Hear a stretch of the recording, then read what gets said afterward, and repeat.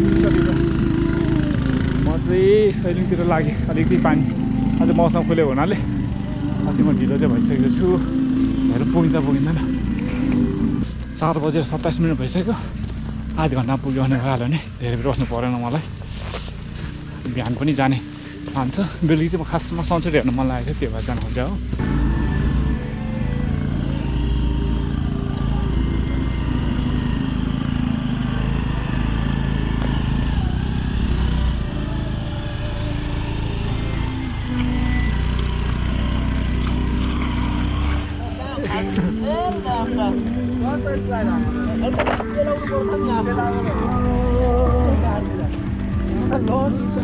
great wall चाहिँ यहीँबाट बनाएर छ यो बाटो ठाडो उकालो जाने बाइकहरू चाहिँ यता माथिसम्म जान्छ जस्तो छ 4 व्हिल गाडीहरू म चाहिँ यता सिधै माथितिर निस्किन्छु बरु यहाँबाट बासतिर जाने हो कति लाग्छ माथि पुग्नलाई त जानुभएको छैन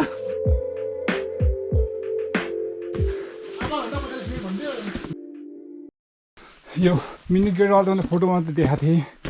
मलाई चाहिँ सुरुमा यो खास मन परेको थिएन फोटोमा हेर्दा तर राम्रो रहेछ यस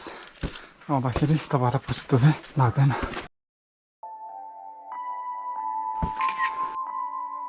राम्ररी बनाएको रहेछ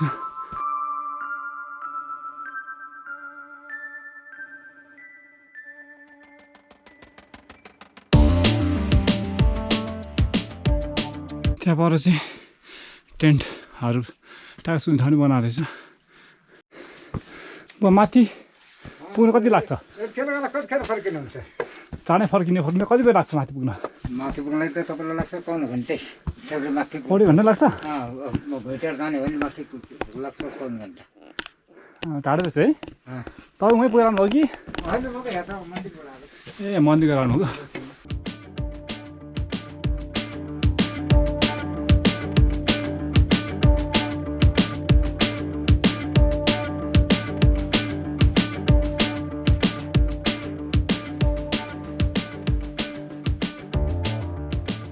यता कस्तो दामी देखेको छ यो gate wall mini gate wall पनि भुटान पुग्नु 40 घन्टा लाग्छ भन्छ के हो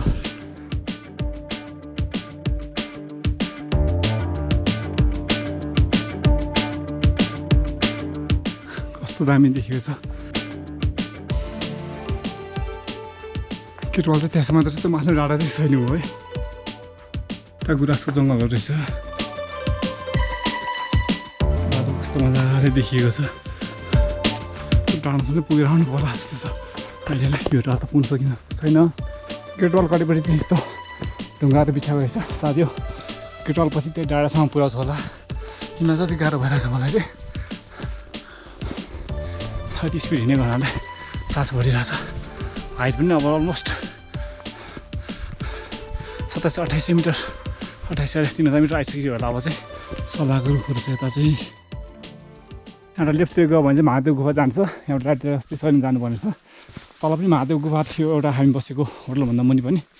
यता पनि रहेछ डाँफे ढुङ्गा अरे यसको चाहिँ नाम चाहिँ डाँफे ढुङ्गा 4:50 भएछ बल्ल यहाँमा आइपुगेँ एक्लै हिँडिरहेको छु अब चाहिँ सैलुङ सुरु भए जस्तो छ सैलुङको खर्क हामी चाहिँ चौरी भन्छौँ चौर नै चौर भएको एरियालाई रुख नभएको एरियालाई हाम्रो पूर्वतिर चाहिँ पश्चिमतिर चाहिँ पाटन भन्नु छ तपाईँहरूतिर के भन्छ कमेन्टमा लेखिदिनु होला है त यहाँ माथि चाहिँ रुखहरू छैन जस्तो छ नाङ्गो डाँडा मात्रै छ जस्तो यहाँ मन्दिर आएछ के को मन्दिर हो यो कस्तो दामी खर्क छ भने हेर्नुहोस् पछाडि भ्यू पनि एकदम दामी देखेको छ यता अगाडि जाने जस्तो छ बाटो हेर्दा चाहिँ मभन्दा अगाडि एक ग्रुप आएको छ जस्तो लाग्छ यता के आएन पनि हिँडेको देखेको थियो अगाडि अघि पानी पर्दै मलाई तल हामी बस्यो होटलबाट यहाँ पुग्न चाहिँ लगभग 26 मिनट लाग्यो भनौँ न हेर्नुहोस् कस्तो दामी देखिएको छ म अझै गहिरोमा छु अब बिस्तारै हाइटमा चढ्छु अनि हाइटबाट पनि भिडियोहरू म लिन्छु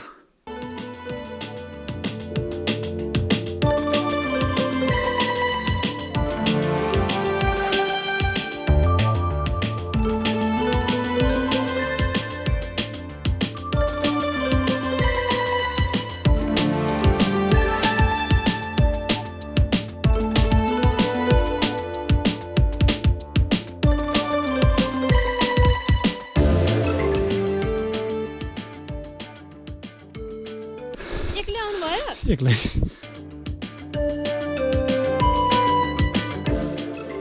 हामी त कोही आएन हामी मात्र आयो भन्छ अनि पानी रह्यो त्यसपछि म पनि आएँ कि हजुर पानी रह्यो अनि बल्ल पनि गएर आयौँ तल ए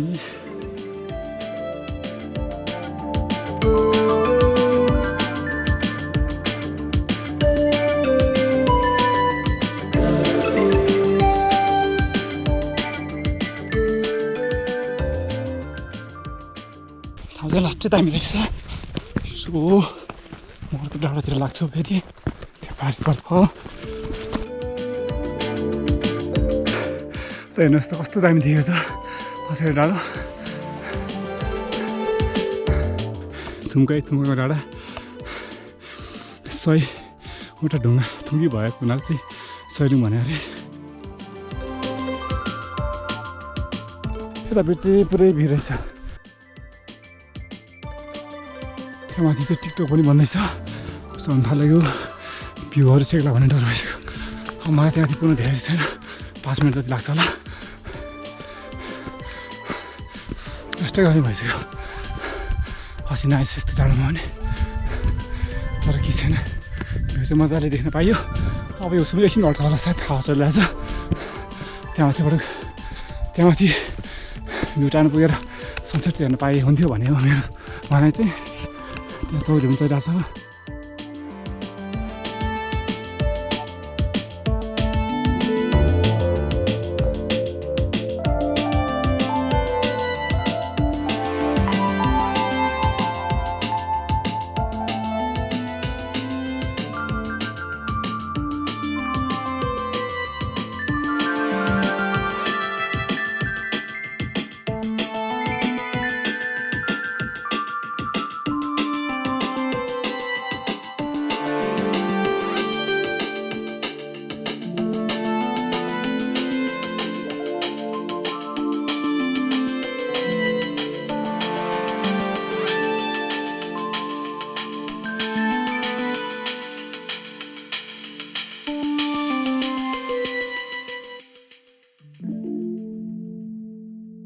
यो चाहिँ पृथ्वीको नाइट टुर नेभल अफ अर्थ यता माने हुँदै म जान्छु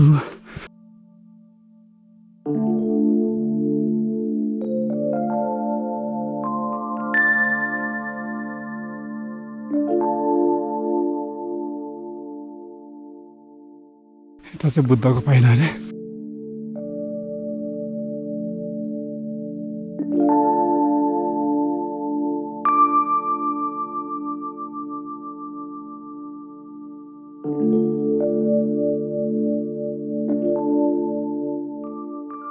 हेर्नुहोस् त गाइज कस्तो दामी देखिएको छ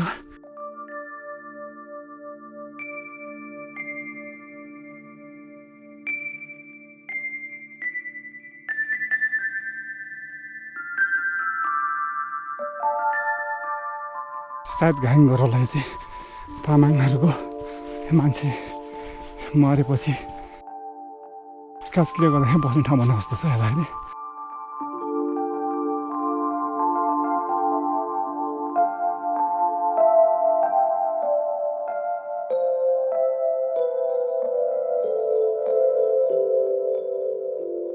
कस्तो खतरा भ्यू देखिएको छ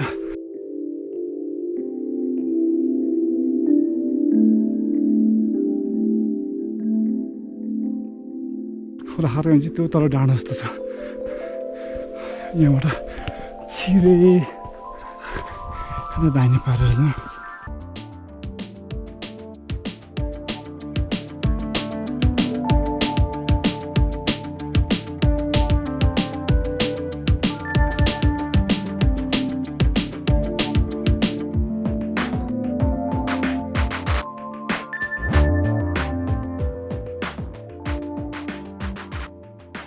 अझ त म पहाडीको गुम्बामा जान्छु तर पोखरी पनि रहेछ गाडी चढाउनु लागि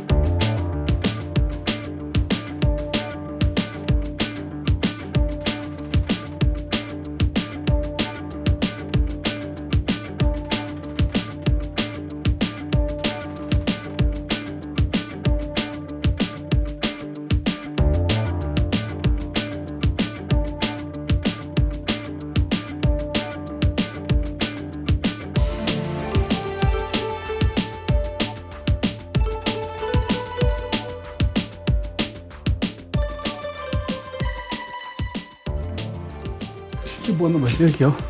माथि जानलाई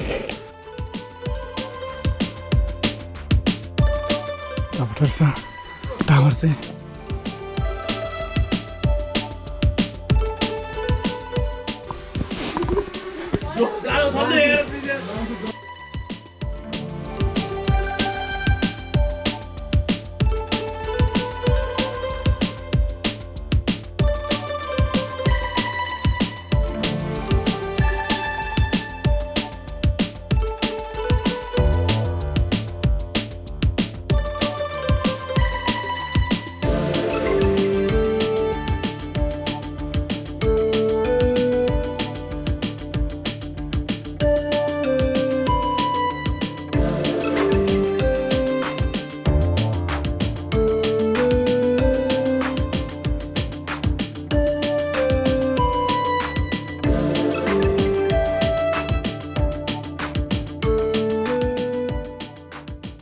अहिले चाहिँ हामी चाहिँ अब फर्किन लाग्यो यहाँ चाहिँ सी लेभलबाट लगभग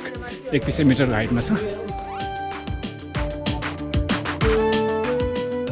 सनसेट हेरौँ भनेको सनसेट देखिएला जस्तो छैन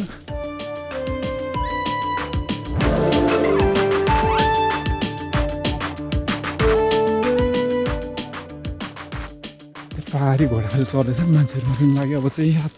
गर्नु लाग्यो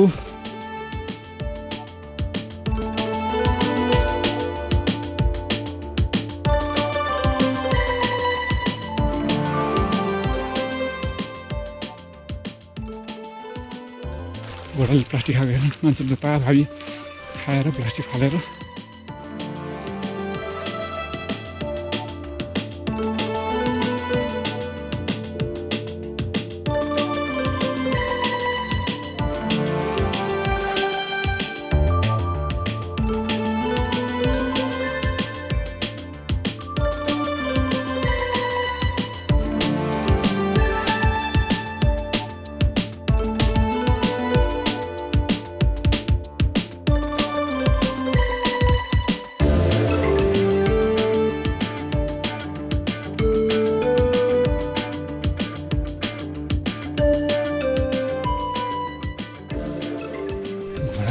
ठुलो रहर थियो जिन्दगीमा त्यो चाहिँ कहिले पुरा गर्न सकिएन कस्तो राम्रो देख्छ थुम्कैको सनसेट हेर्ने मन चाहिँ राम्रो पहिला सनसेट चाहिँ हेर्न पाइएन अलिअलि मान्छेहरू पुगिरहेको छन् कति भइसक्यो अहिले 17:50 भइसक्यो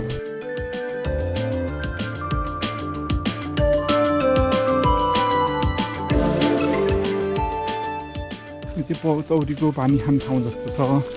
यहाँ चौरी गोठ रहेछ त्यहाँ तल चाहिँ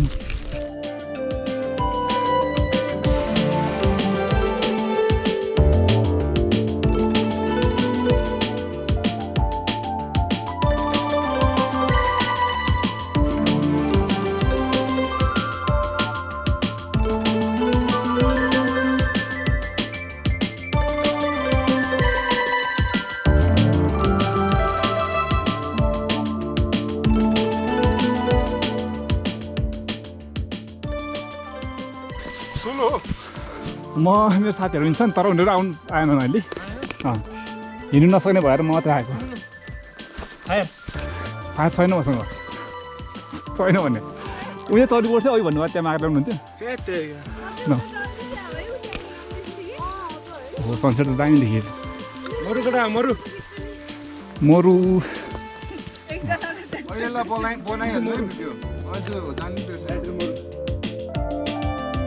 खतरा यस्तो ओभर ह्याङ रहेछ नि यहाँ त